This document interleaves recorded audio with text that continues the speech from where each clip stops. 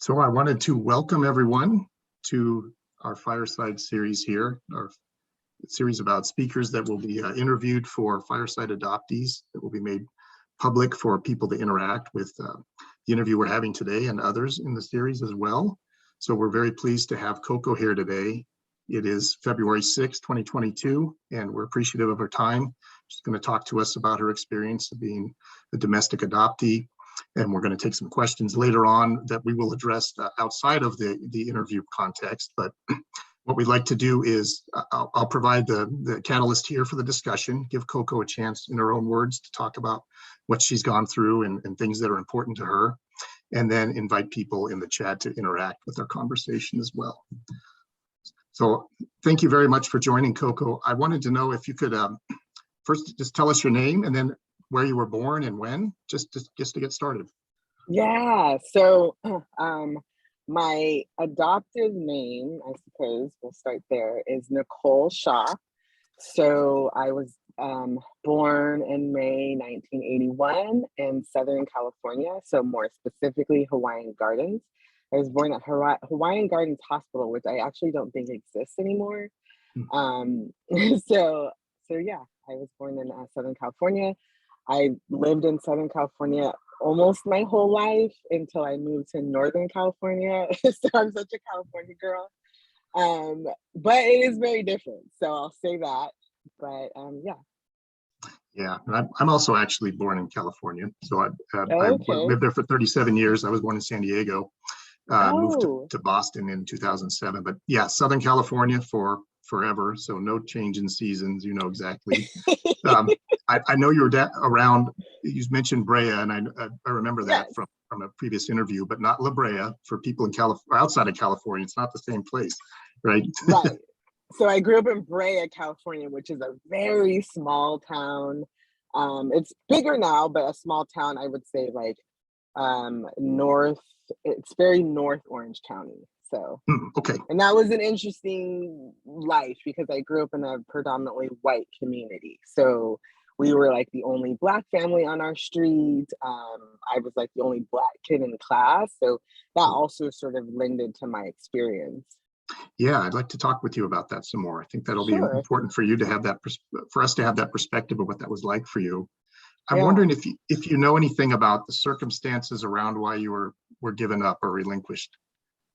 So from my understanding, my birth mother, she was 16 years old. So she was 15 years old when she had me. She is Belizean. And so she got pregnant in Belize. And back then in the 80s, even now, I don't know, but it's a very Catholic country. So of course, like abortions and things weren't available. And it was a very sort of secretive thing that happened. So when she got pregnant, she came over to the United States to have me, and her mother like made her give me away, and it sounds like it was a whole secret that still sort of unfolding. Yeah. It's interesting the role that grandparents often play in the relinquishment, because that's definitely figured very heavily into my own as well, because my mother was very young also, and so I certainly relate to that. And it's led for me, because she's actually still alive, even though I'm in my 50s, my grandmother is still alive, but it's led to some apprehension about her, honestly. Like I have some hurt feelings about what's happening. Yeah. And I wasn't actually able, my grandmother, my maternal grandmother, she passed away maybe 2 years ago. So I never got to meet her. Oh, I see. And I can't imagine, like, because there was a lot of secrets in my adoption. Like even now, like when I found them, and not to fast forward, but when I found my biological family on my mother's side, like it was like, no, they did not want me to reveal myself. Like, so, and my grandmother sort of took that to the grave, which I think that's hard too. Oh yeah, definitely. So yeah, that would lead, I think, very nicely into a discussion about, and I've heard you on other interviews, but could you tell us about how old, I know you probably have said maybe you didn't have a time when you found out you were adopted, but there was a circumstance around your finding out that was unique, and I wanted you to talk about that. Yeah. So I mean, we've always known we were adopted. I have other adopted siblings. So I've always known I was adopted, but it wasn't until this year that I found out from my brother that I probably found out that I was adopted through him, Mm, because he was the one that was had the conversation with my adopted mother, and they were very touchy about the subject of adoption. Like, we were not allowed to speak about it.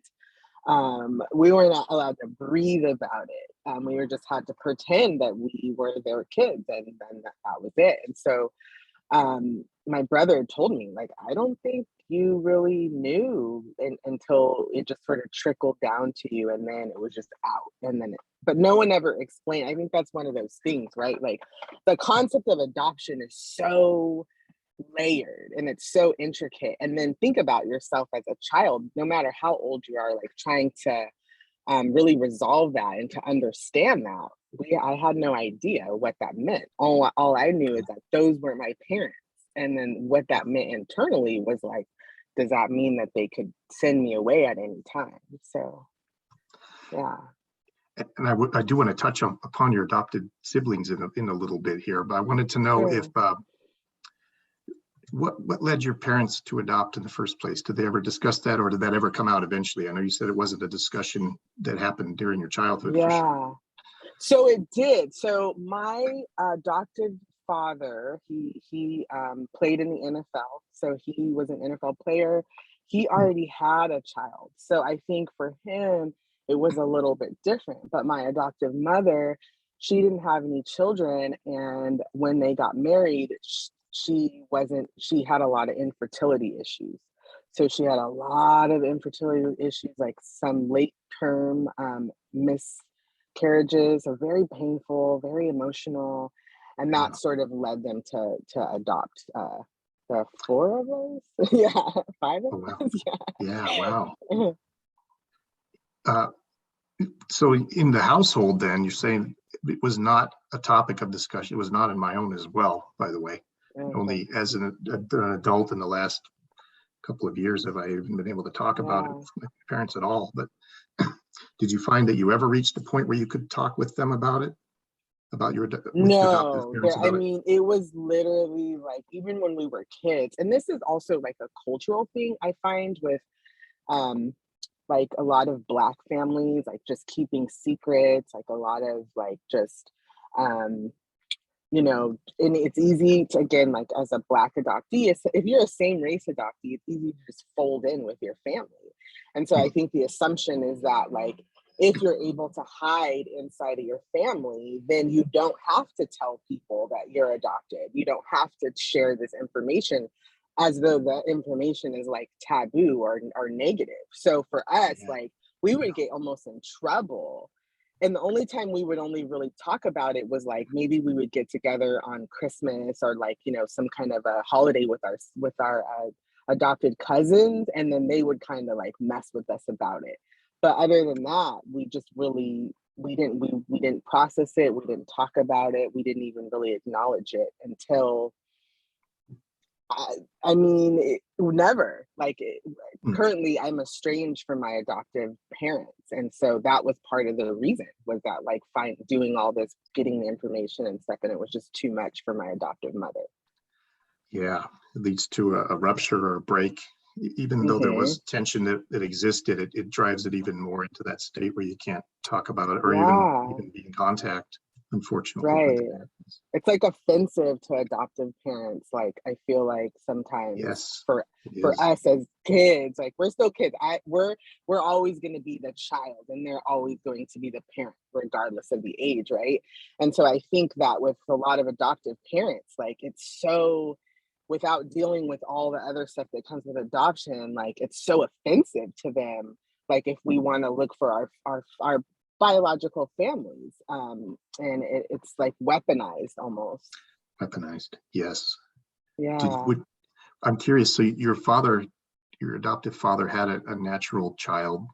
Is your Yes. relationship, or do you have a relationship with that person? Is it any different than with your adopted siblings? So it is. I mean, I think that my um brother, who was my dad's natural son, like I think that because things weren't explained to him either. So it was like he just had to accept these siblings whom he knew weren't his real siblings. And so I think it really put like it was like a rift between, I feel like, him and the rest of us. There was Oh, definitely a yeah. dynamic. Yeah, for sure. Are you in contact with your other adopted siblings? So here's the thing. We have a very eclectic group like of siblings like in our house. So some were kinship, right? Some were Oh, one okay. was birth, two were adopted. So we've got a lot of dynamics. Currently, I do not speak to three of my siblings, and I'm close to my adoptive brother, whom we're sort of on the same and similar path, like healing path. So we've been able to really talk about adoption, whereas not really able to talk about these aspects with my other siblings, which makes it hard for me to have an authentic relationship with them. Sure. I'm curious, is that the brother that you found out you were adopted from? Is that the same person? Yes, that's the one I'm It close is. with. Yeah, his name's Okay. Eric. He's cool. Yeah. That's great that you have each other for that, for Oh sure. my God, I love my brother so much. And it's like it's crazy because like we don't talk enough about adopted sibling dynamics. Like they're weird. Like Hmm. you get like as a, especially like if you don't talk about it, so you in your mind you know that you're supposed to like love and this is supposed to be your sibling, but then you also know that this isn't your real sibling. Like that's kind of how we looked at it when we were kids. It was so confusing. And so Yeah. now we literally never talked about this. Like me and my siblings, we never talked about our adoption. That's how scared we were. And then it wasn't until my brother and I really started to like dive into this healing work that we really had our own relationship together where we were like, ooh, like we can rely on each other. We can relate to each other. Like now I'll call my brother, like, oh my gosh, like I need to talk to you about this because he knows, like he grew up with me. We grew up in the Yeah. same house. But if you never talk about these things, then you don't really know how much you relate to your siblings. And oftentimes with adopted siblings, there's a lot of competition because it's like, who's going to lead? So, yeah. Yeah. We're getting interactions and reactions in the chat about people saying that it's a difficult topic when you do have other adopted siblings. And just what you said Yeah. here about leading, that was really profound to me. I had never thought about that. It was my only other siblings, well, not my only ones, but in my adoptive family are natural daughters to my parents.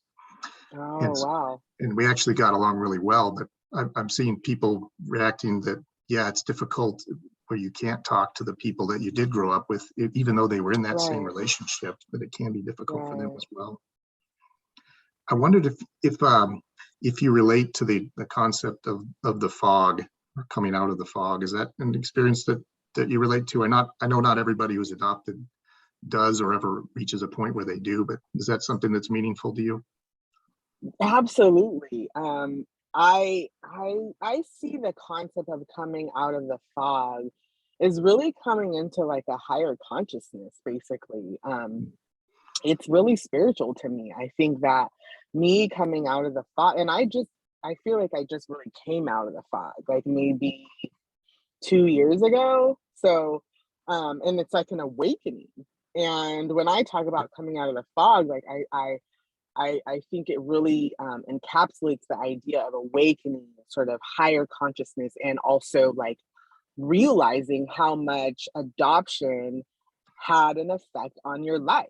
Like I'm always side-eyeing people who say that adoption doesn't never had a bearing on their life or it was no big deal because I feel like that's virtually impossible as it affects us in different ways. So coming out of the fog to me is really like delving deeper into your identity, who you are, and really kind of like elevating yourself to a higher consciousness that says like I can heal this deep wounding, and I can get closer to um, finding answers the closer and the more that the fog lifts, I think.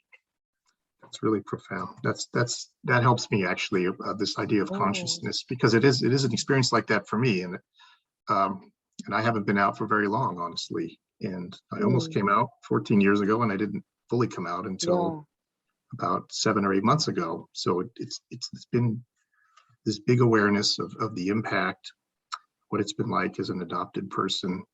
It leads directly into my next question for you, which is, since we are all individuals and have different impacts from adoption, how would you say that, and this is a big question, of course, but how would you say Yes. that being adopted has been impactful to you? Oh my goodness. Being adopted has impacted me in so many ways. I think mainly relationships. I mean, when we talk about adoption, we have to really call to attention the first relationship that we had, which was the relationship between ourselves and our birth mothers, our natural mothers.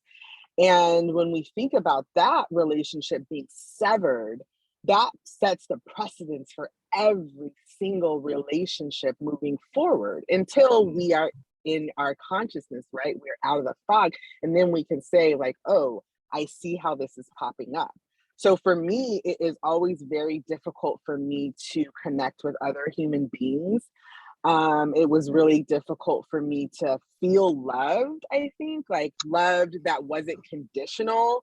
Like our whole lives are transactional. Like you bought me and then I had to be what you wanted me to be.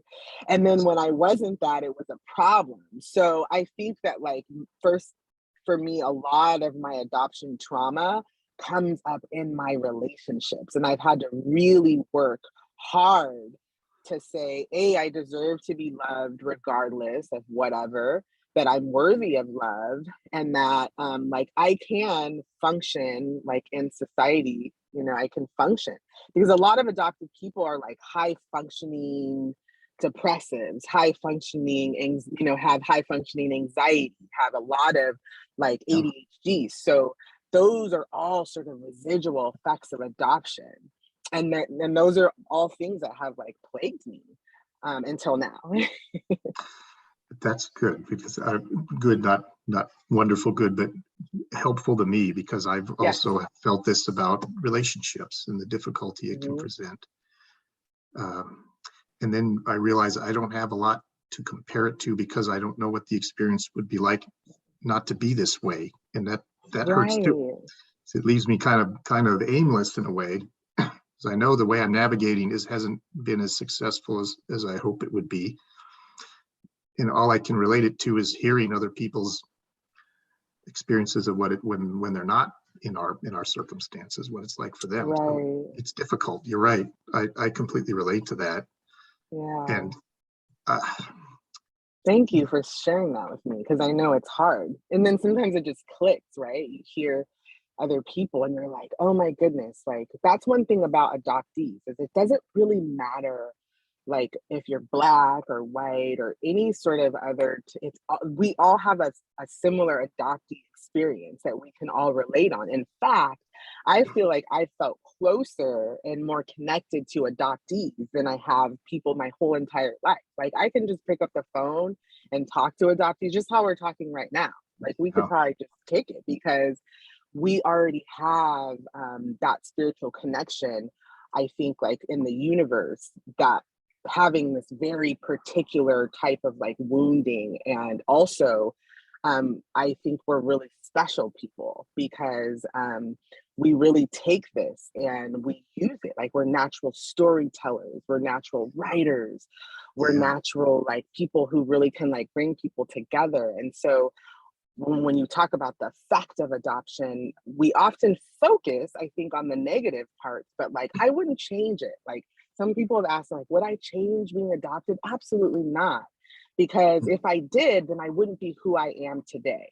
And I believe that we are all here and chosen for a higher purpose. And part of that is me being adopted for whatever reason. So yeah.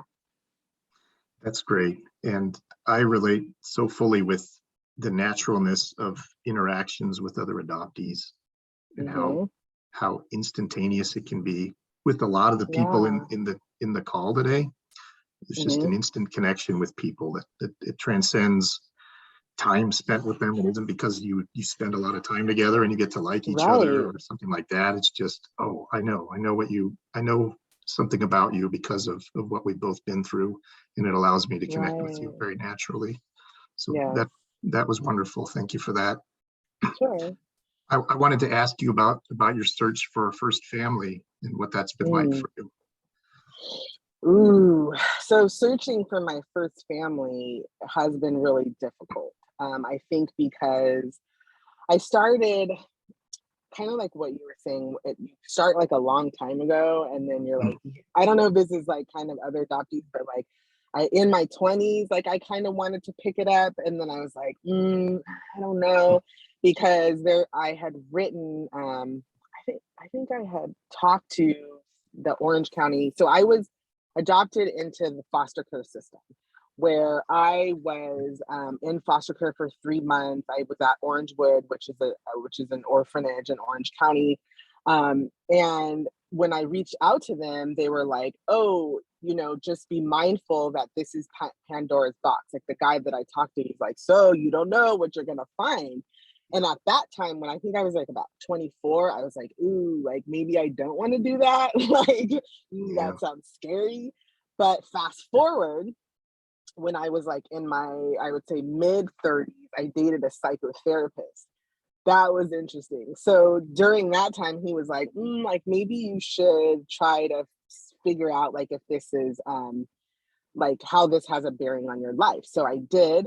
I hired a private investigator from Birth Finder. His name is Jay. Shout out to Jay. He's so amazing.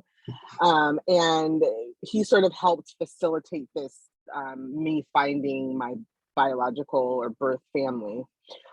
So we started with DNA, and that, well, actually, we just started with what information that we had, and I didn't have a lot of information, again, because remember, I'm not allowed to speak to my adoptive parents about this, so I don't have much information. Like I had my, what do you call it, the non-identified letter. Like my adoptive mother was like, "This letter's in this drawer, like whenever you guys want to read about yourselves, like go do it." So like I had seen the letter, but it didn't register really at that time when I saw it. So Jay was able to get my my first name, which is Brackett. So that's actually my my mother's maiden name. And then like we hit a few dead ends, and then after I took my DNA test, it was 48 hours before he had found my biological mother. And when I had found her, she just wasn't ready. Like she was very upset. She didn't want anything to do with me. She told Jay, like, in fact, like, if I give you this information, like, will you go away? So that was about 4 years ago. And in that, I was able to find my natural cousins who actually live in San Francisco. Like, this is the power of God in the universe, right? Like, and you hear this so many times with adoptees, like how we just end up living like down the street from our families, because you can't disconnect the power of God. Like, you can't do it.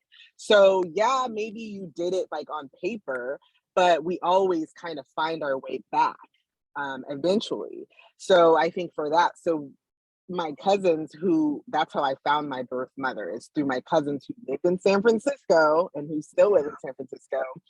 And they were all connected, and I was able to find her through that. But she wasn't ready at the time. I have a biological or natural uncle and 2 aunties as well. They weren't ready at the time. And then there's sort of a sinister story behind it, in the sense that the story is that she may have been trafficked. And so because of that, I'm really hesitant on how much I pushed the envelope with that.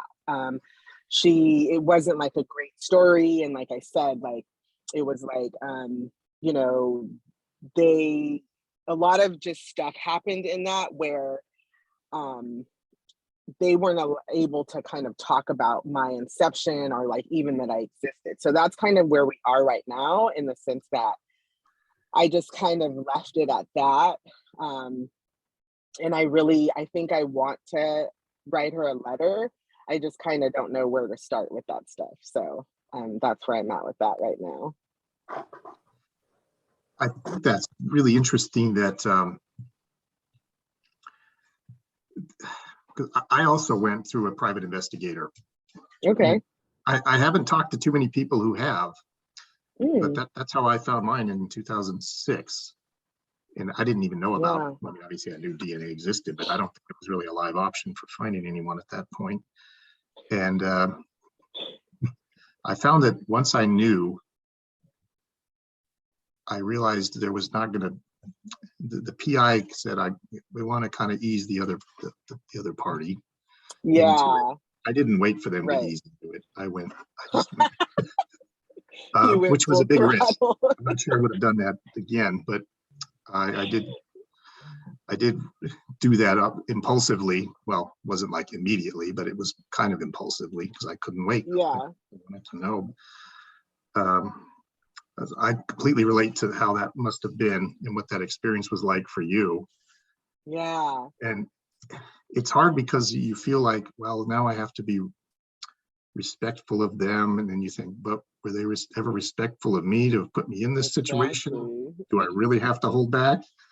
Right. Not because I wanted to be mean or anything, but I just thought, you know what?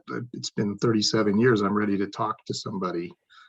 And Yeah. Like I'm the I don't, child. Like I need answers. right. I felt like I don't want to hold back anymore. I'm just going to see if I can make this Yeah. connection, this communication happen. Yeah. And so I completely understand about how that must have been for you and what that's like right now. Yes. I wanted to ask you about the parenting aspects, being a parent now yourself, and Mm. how that played into the significance of biological relationships, whether that changed for you, knowing, hey, I'm related to somebody Yeah. that I can identify. How has that been for you? Wow. I mean, having a child for an adoptee, I feel like is a moving experience to say the least. Like it is absolutely profound because, especially as a mother, right? Because like the experience of carrying your child, like even what that's like having your child. And so for me, that even was when I started to experience that. Like I would talk to my son while he was in the womb, and Yeah, he would respond. Like he knew me, like like he knew exactly who I was when he saw me. So I think like with that, like it really put things into perspective. Like, wow, that must have been a very difficult decision for my um birth mother, like my natural mother. Like how gut wrenching must that have been for her to have to give me away like that. So it really invoked a lot of empathy for me, like when I thought about motherhood and like the responsibility of motherhood and what it means. And then seeing my son for the first time, I was like, oh my gosh. I remember thinking to myself, like, what's he gonna look like? Is he gonna look like me?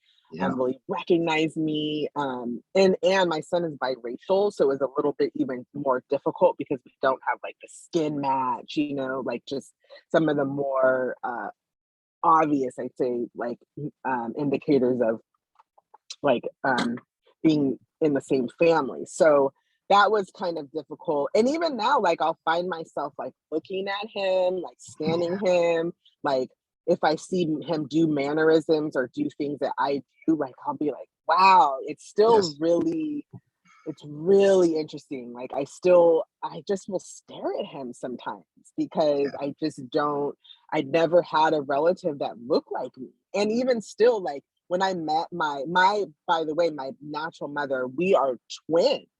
Like when I saw her, I mm, was like riveted because I was like, it was scary to see someone that had like literally like my exact features and everything, which is different for my son because he has half my features and half his dad's features. So it yeah, doesn't naturally translate the same way. But when I saw people in my birth family, I was so amazed by that. Like we had the same skin color, the same eyes, like Yeah. some of the same professions. Like I was like, wow, biology is so powerful. And then being a mother, it has really changed me. Like it's really put my adoption into perspective, I would say. And again, I have to say, hopefully I relate to that, having my son Yeah. be the first person I had seen who was related to me. And you and I have in private conversations and on your Yeah. Instagram talked about what it's like to scan your children for similarities, looking at all these details of what they look like, how they Yeah. move, how they sound.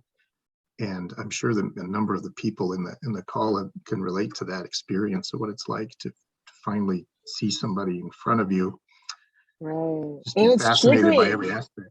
My son's existence is triggering as hell. Like, to be honest, like when it triggered, nothing triggered my adoption mess. It, like my son, like having a child, like knowing, um, like the impact of parents, like on our kids, and just like, and it also made me sad for him, like sad that like our lineage like literally starts with me. If I don't go and find all this information, it's like, how do I teach him? Like I'm taxed with like teaching him everything about like our culture, because I don't have family to do Mhm. that, or we don't have assimilation, or we don't have like where we just are in our culture. We have to like find out about our culture and do a lot of intentional work around our lives, like our really our genetics and stuff that's um near to us. And so I think for me, sometimes I feel mad, I feel angry that my son is missing out on that. Like he doesn't get that. I'm experiencing that with my own children, knowing that now that I've found a lot of bio family, that they don't have any connection to them. They don't have a sense of their Yeah. own heritage. Right. They're kind of stunted in a genealogical sense. That Yes. the story just kind of begins with me and my wife. Yes.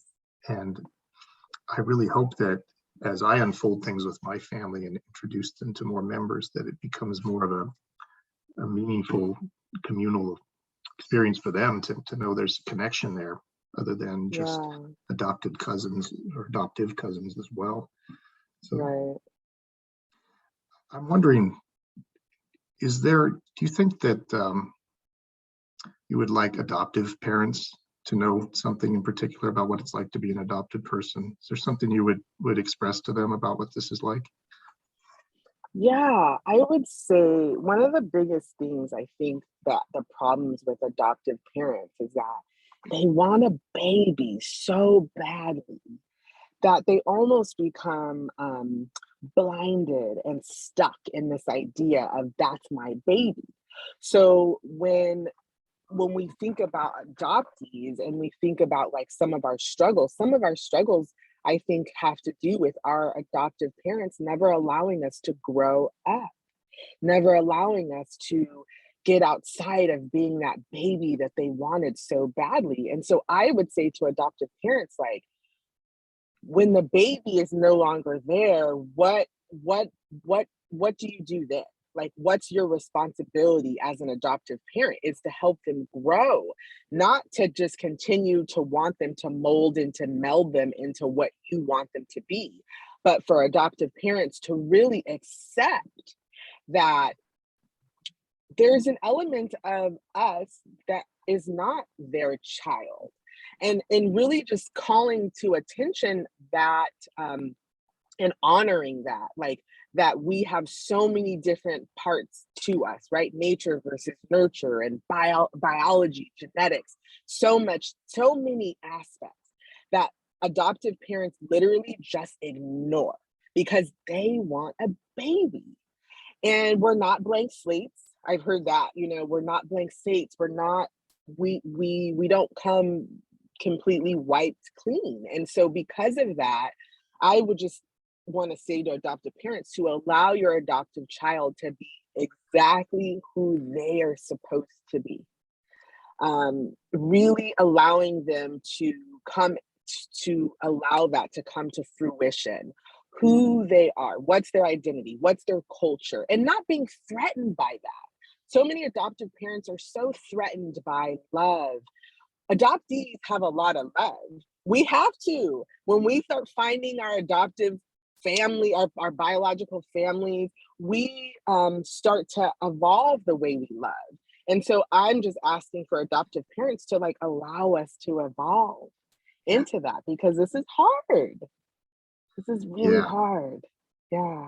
and we're receiving a lot of reactions to this in the chat, that we existed as people before adoption, Yes.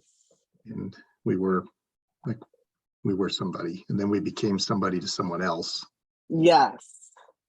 And I love the word you used, honor, here, that the adoptive parents should honor the fact that we came from somewhere else, and we carried with us all that experience, all the generations before us, and we arrived there, and that doesn't go away, and it can't be paved over. Yeah. And also that if we're not allowed to become who we are, then we become false selves and are in this stranglehold, beholden to their expectations of us. And I know that's a very common experience for adoptees to have gone through. Yes. Even, it says, someone else said that people in their own family might think we're not entitled to search. Like it's disrespectful, or unappreciative, not expressing gratitude for being rescued, or whatever the circumstances were of the placement. Puts all these layers of burden and unfortunately on the adoptee to try to shoulder all this stuff and still find out who they are underneath everything, if they ever come to that point. Right. And it's such a difficult thing to navigate here. And it's also true that as the adopted child grows up, they're coming to an understanding. The adoptive parents may not be coming to a new understanding. Right. So we're transcending, and they're back at the start of the transaction. Right, exactly. And they get stuck there. And then Yeah. there's a lot of stuckness in adoption and adoptees, I think. Like, and some of that, adoptive parents do have some sort of power.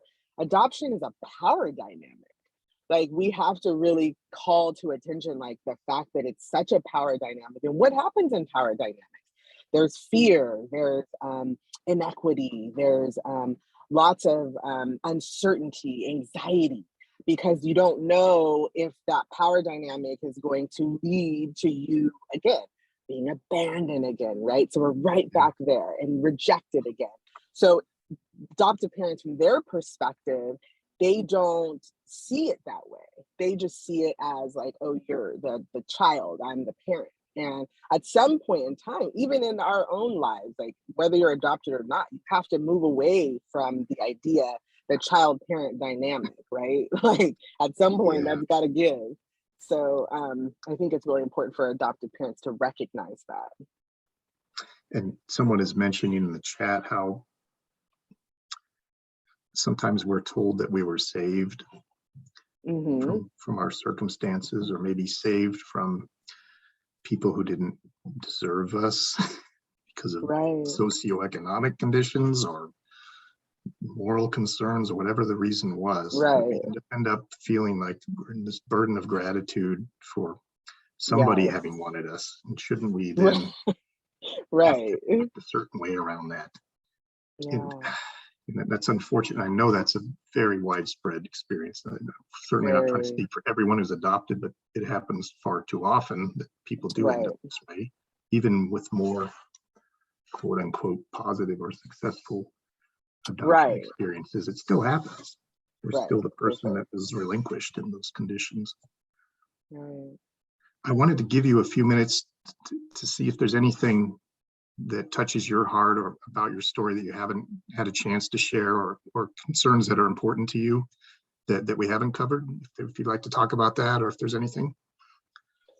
I think like if I had to say, when I meet a lot of adoptees and talk to a lot of adoptees, like they're so afraid to share their story still. Like I literally the other day someone commented and they're like, but my adoptive parents, they don't know that I'm talking about this. And I'm like, but Mhm. why?